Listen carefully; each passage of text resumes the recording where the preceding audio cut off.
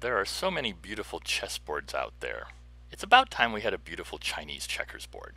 This one goes with PennyGems. Of course, unlike just about any other Chinese checkers, but like PennyGems, this one is very stable. They don't fall off. Great for display.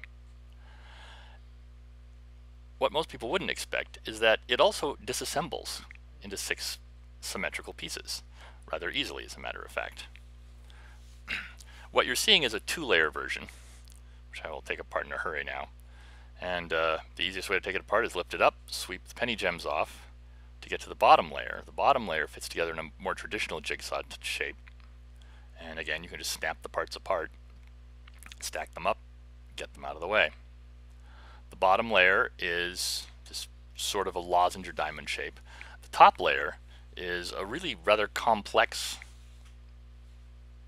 blob designed to interlock so that you can build a board with just the top layer as long as you have a flat surface. Each piece interlocks with the pieces around it to create the complete board in such a way that, except for the middle hole, they're all completely solid, and that each piece is, despite the fact that there's not a lot of acrylic there, fairly sturdy. I mean, don't drop them because you could shatter one, but I've tried to avoid really skinny parts as much as possible. So the bottom one just snaps together along its jigsaws if you want to have the 2-layer board. And the bottom layer, each of those pieces has little pegs on the corners that stick up right there. And when the top layer goes down, it's designed to catch on those pegs in order to keep the 2 layers locked together. And a top piece engages pegs on 2 different bottom pieces, so that when this one piece goes down, it's grabbing the left peg of the frontmost and the right peg of the nearest one. And then as each piece goes around, of course, they interlock with each other as well as fitting onto the pegs so that the entire board becomes fairly stable and sturdy.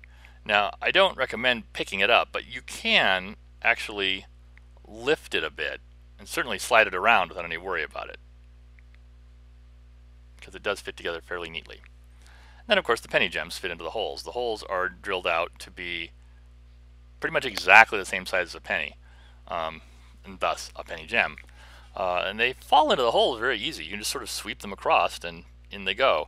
And once they're there, you would be surprised. At first it feels like they're locked in place, but because of the flying saucer shape, it doesn't take long to learn the technique of pushing down on the edge and popping it up to free each PennyGem.